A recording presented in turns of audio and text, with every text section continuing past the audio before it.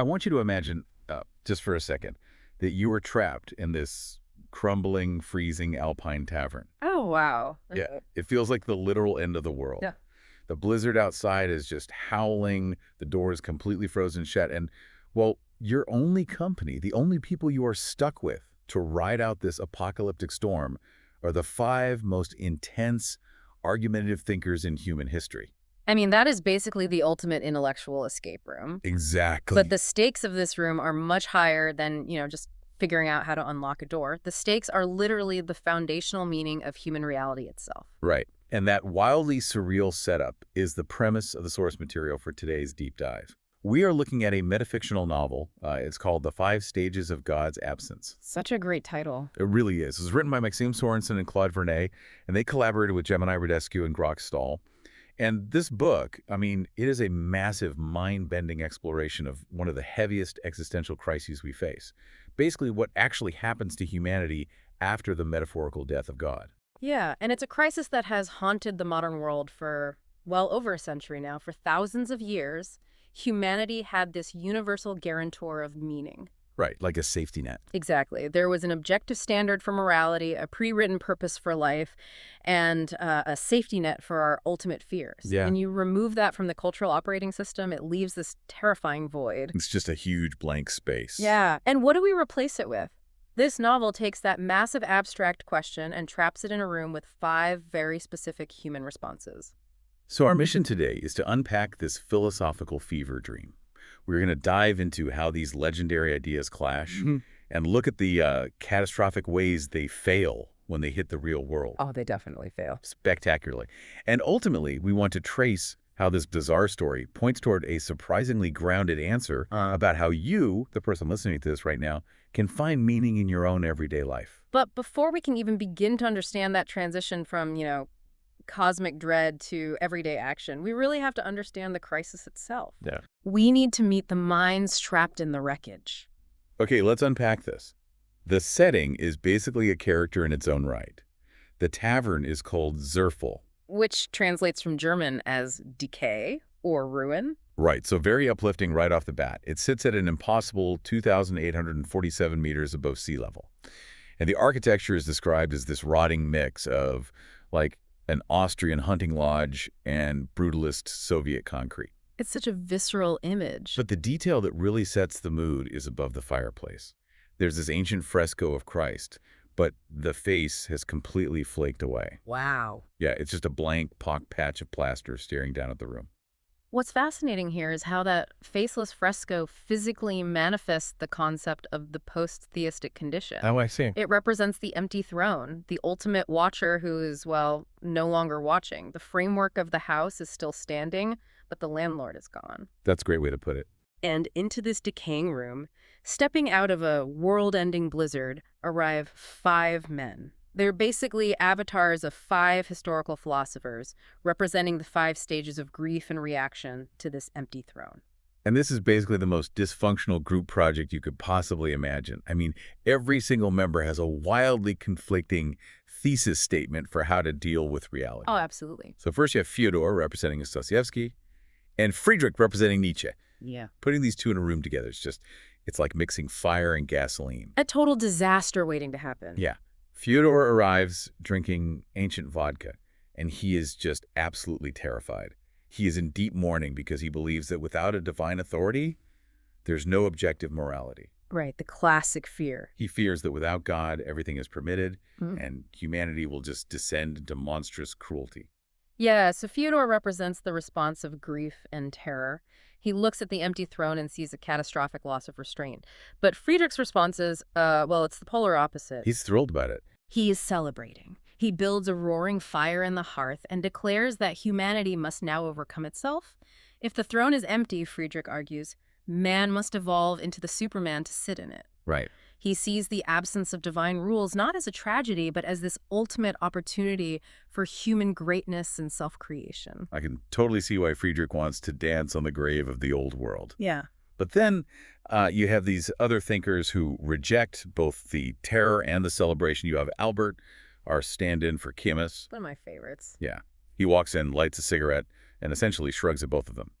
He tells Fyodor to stop crying, and he tells Friedrich to stop trying to become a god. Albert's whole thing is absurdity. Exactly. Albert introduces the concept of the absurd. He argues that the universe is just meaningless, but human beings have this desperate, built-in desire for meaning. Right, we can't turn it off. No, we can't. And that clash between our desire for purpose and a cold, silent universe, that is the absurd. And Albert says you can't solve it. The best we can do is just, push our boulder up the hill every day. Let me stop you there to make sure we're visualizing this. When we say push the boulder, we're talking about the ancient myth of Sisyphus, right? Yes, exactly. The guy who is cursed by the gods to push a massive boulder to the top of a mountain only to watch it roll back down, and then he has to start over, like forever. A literal endless loop. So Albert is saying our daily lives, commuting to work, paying bills, doing the laundry, that is our boulder. There's no grand cosmic reward at the top of the mountain, but there is dignity in the simple act of pushing it anyway. That is a perfect summation of Camus. Albert represents a sort of defiant exhaustion. He just wants to make his coffee and do his work without needing a cosmic justification for why he's doing it. Which, by the way, completely outrages the fourth arrival, right? Oh, yeah. Jean-Paul, representing Sartre. Right. Jean-Paul comes in panicking, clutching a leaky pen.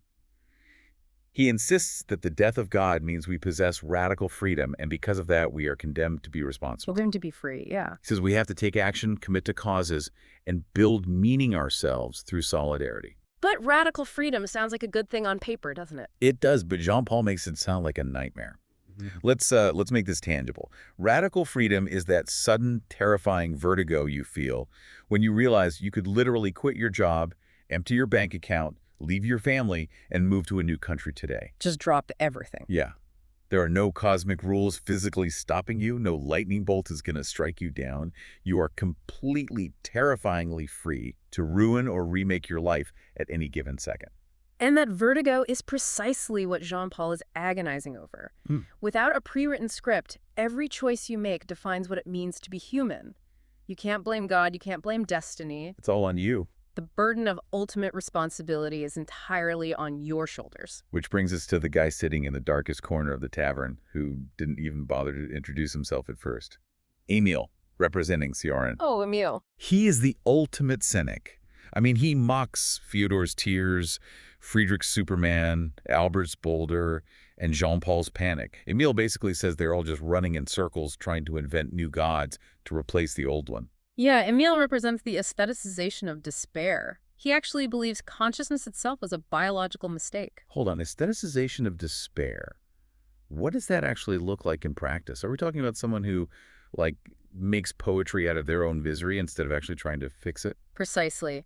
Emil doesn't want to solve the problem of meaninglessness. He wants to sit in the void and rot beautifully. Rot beautifully. Wow. Yeah, he writes elegant, melancholic prose about how pointless everything is. He finds comfort in complete nihilism because, well, if nothing matters, then nothing can hurt you. But that kind of purely academic debate is a luxury, though. What do you mean? Well, arguing in a warm room, trading theories about the universe over vodka, it doesn't cost you anything. And the narrative seems to realize that because it doesn't let them stay in the tavern. Right, it forces their hand. It literally kicks them out into the blizzard to test their theories against reality. Yeah, the novel recognizes that philosophy is useless if it only exists in a vacuum. The characters walk out into the storm and suddenly find themselves in this surreal, impossible city. And then things get really weird. Very weird. Immediately, they are placed on trial by a faceless court, and the charge against them is the crime of killing God through their philosophies. The court claims that by stripping away the metaphysical foundation of the world, these thinkers have created a reality where humanity is completely unmoored. Just totally adrift. Yeah. And to prove it, the court drops them into a city plaza filled with normal people who are completely frozen like statues. It's such a striking image. These people are literally paralyzed, waiting for a new purpose to unfreeze them and tell them how to live. The court is essentially telling the philosophers, look, you broke the old world. Now let's see if your new ideas can actually sustain human life. Spoiler alert. They can't. No, it goes spectacularly wrong almost immediately. Friedrich approaches a frozen man wearing a worker's cap. He unfreezes him and tries to teach him about the Superman. This is hard to watch. It is. He explains the will to power, the idea that one must overcome weakness, reject herd morality, and forge one's own values. And the worker instantly misinterprets this as permission to commit violence. Immediately. He pulls a knife on Friedrich, claiming that if the strong are supposed to devour the weak, and there's no objective morality telling him murder is a sin, well, he's just going to kill Friedrich to prove his own strength. It's a brutal deconstruction of Nietzsche's philosophy. When you hand the concept of the will to power to an unphilosophical mind, it doesn't manifest as, like, artistic self-mastery. It often manifests as simple, brutal domination. It's terrifying. And it doesn't go any better for Jean-Paul. An unfrozen man is weeping, grieving the loss of his family, begging for some kind of eternal meaning. And Jean-Paul steps in. Right. Jean-Paul tells him to find purpose in engagement, to commit to a political project or a revolution. But the man realizes that a temporary, invented political project is incredibly fragile compared to the eternal certainty he used to have. It just doesn't compare. Exactly. A subjective human project can't replace the objective comfort of a guaranteed afterlife. So, overwhelmed by the emptiness of it all, he just climbs into a shallow fountain and drowns himself. It's incredibly dark. Now, I have to push back on the book's premise here. Okay, let's hear it. Are the philosophers really to blame for this wreckage? I mean, Friedrich didn't tell the guy to pull a knife. Jean-Paul didn't physically push that man into the fountain. That's true. If an ordinary person misinterprets a highly nuanced academic theory and does something terrible with it, Yeah. it feels unfair to put the thinker on trial for murder. And that is exactly the defense the philosophers try to mount in the plaza. They claim their words were twisted. But the text argues forcefully against that defense. How so? The court tells them that words are not mirrors reflecting reality. They are hammers that shape it. Philosophy isn't a harmless, abstract luxury. It serves as the permission structure for how humanity behaves. A permission structure. Yeah. Meaning, if you dismantle the guardrails of a society, you can't just wash your hands of the consequences when a car drives off the cliff. Precisely. When Nietzsche declared God is dead, it wasn't a neutral observation in a vacuum. It was a cultural hammer blow. Yeah. The text insists that if you are going to tear down the foundational myths of civilization, you are responsible for the psychological collateral damage of the people who relied on those myths to survive. Wow. Seeing their theories end in this kind of immediate violence and despair pushes the philosophers to an absolute breaking point, which leads us to the ultimate choice. The climax of the trial. Exactly. Having seen the catastrophic failure of their ideas in the real world, they are transported to a garden. Specifically, the idea of Eden. At the Tree of Knowledge, a serpent offers them a final, impossible ultimatum. They can return to the comfortable, ignorant illusion of meaning, which is the garden, or they can face the terrifying, cold void of absolute freedom, which is the wilderness. Here's where it gets really interesting, because their choices completely subvert what you might expect based on their big talk back in the tavern. They really do. Fyodor chooses the garden, which makes sense. He's weeping. He admits he just desperately wants a father. Even if that father is a tyrant, he just can't handle the moral void. But then Albert, the defiant absurdist, the guy who argued so passionately for pushing the boulder, he also chooses the garden. It is a profound admission of philosophical fatigue. Albert looks out at the freezing void of the wilderness and realizes he is simply too exhausted. That's heartbreaking. He tells the others that sometimes the cage is preferable to the wilderness because, at the very least, you know the dimensions of your prison. Reading that felt like watching an elite marathon runner, someone who has trained their whole life for endurance, just stopping and sitting down on the curb 1 mile before the finish line. Yeah, just because a warm bed and a hotel window look too inviting. Exactly. He spent his whole life preaching resilience, and in the end, he just couldn't push the boulder another inch. It highlights the sheer stamina required to live without inherent meaning. Constantly inventing your own purpose, day after day, year after year, is psychologically exhausting. It really is. So Fyodor and Albert enter the garden. But the tragedy is that the moment they enter, the garden turns into a shrinking, suffocating cage of eternal, unchanging stasis. The comfort literally becomes a prison. Meanwhile, Friedrich and Jean-Paul choose the wilderness. They walk out into the dark, empty void of absolute freedom. Emil, completely true to form, refuses to choose either and just falls into the void between the worlds. Because of course he does. Right, so Friedrich, the ultimate individualist, the guy who says he doesn't need anyone, is out in the freezing dark. And Jean-Paul, the activist, is out there too. And what happens between them in the dark is just brilliant. It's the supreme irony of the narrative. In the harsh reality of the wilderness, Friedrich realizes he cannot survive alone. The radical individualist starts freezing to death. Whoops. Yeah. And Jean-Paul realizes his grand, abstract commitments to political revolutions mean absolutely nothing if he can't survive the night. So the two of them, the philosopher of solitary power and the philosopher of collective action, are forced to collaborate. They start frantically nailing pieces of scrap wood together in the dark to build a crude, ugly shelter. Just to stay alive. Yeah, you can have all the grand theories in the world, but when the temperature drops below zero, you need another human being to help you hold up a wall. The physical reality supersedes the abstract theory. They need solidarity simply to exist. But just as they're building this shelter, trying to carve out a tiny pocket of warmth in the void, the narrative itself starts to fracture. We hit the meta-crisis. Because Emil, who refused to choose and fell into the void between the worlds, doesn't just disappear. He falls through the literal layers of the narrative and lands right back in the original Alpine tavern. Full circle. But this time, sitting across the table from him is the author. The author representing the four collaborative writers of this book, Sorensen, Vernet, Radescu, and Stahl, Emil has officially broken the fourth wall. It's like the climax of The Wizard of Oz, but instead of a booming voice telling you to ignore the man behind the curtain, the wizard pulls back the curtain himself, looks at you with bloodshot eyes, and shows you he is having a full-blown existential breakdown. That analogy perfectly captures the tone of the scene. The author admits to Emil that the novel is failing. Failing. Yeah, they created this elaborate scenario, these five brilliant minds, this tavern, the trial, the gardens, all of it as an experiment to figure out how to actually live without God. But after 300 pages of philosophical wrestling, the author realizes that fiction cannot solve an unsolvable human condition. The author is literally holding the manuscript over the fire, ready to burn it and admit defeat. But Emil, the ultimate cynic, the guy who believes in nothing, is the one who talks the author out of it. It's a great twist. It is. He says, let the contradiction stand. Let the failure be the ending. Don't force a neat cinematic resolution onto a reality that doesn't have one. And this raises an important question about the meta-narrative itself. The breakdown of the book's structure directly mirrors the breakdown of the cosmic order. How so? Well, when God dies, the overarching author of human reality dies. There is no predetermined script anymore. The characters representing humanity realize that the creator is just as lost as they are. Once you stop trying to mathematically solve the universe, what's left? You just walk out the door. If philosophy ends in violence and art ends in a metacrisis, where do we actually go to find meaning?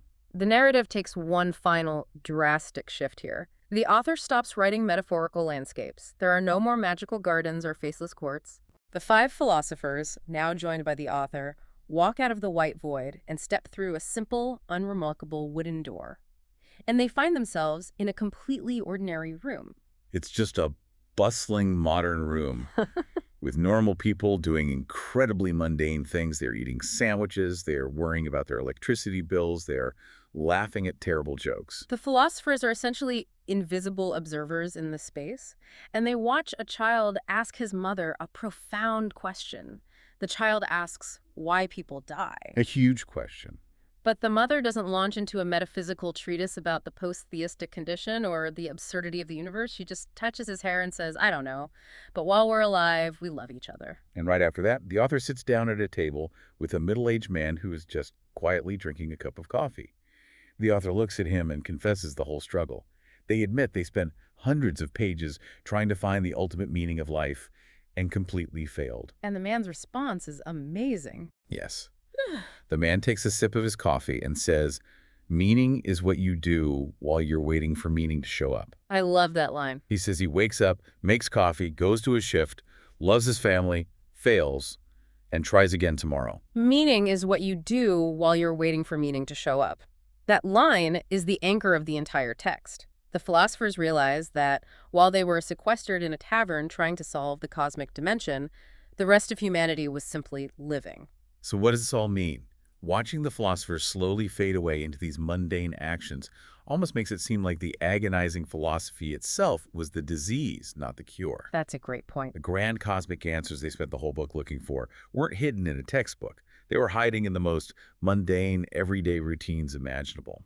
If we connect this to the bigger picture, the synthesis is profound. We are all living in the wake of this absence, this loss of universal certainty. But meaning isn't a math problem to be solved by geniuses. It is an action performed daily by ordinary people.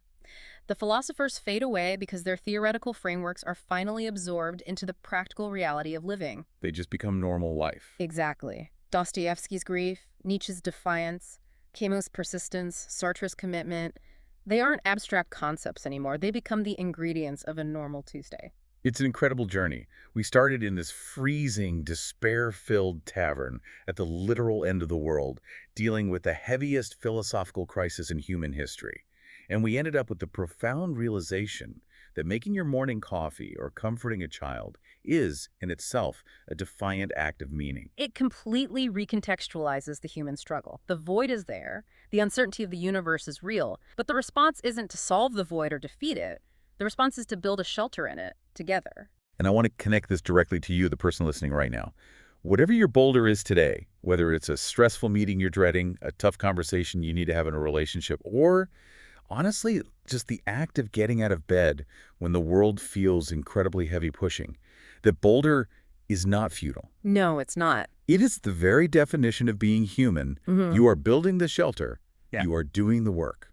The grand overarching narratives of history may have fractured, but the local narratives, the ones you construct in your own home with your own hands every single day, are as vital and necessary as ever. Which leaves us with a final thought to mull over.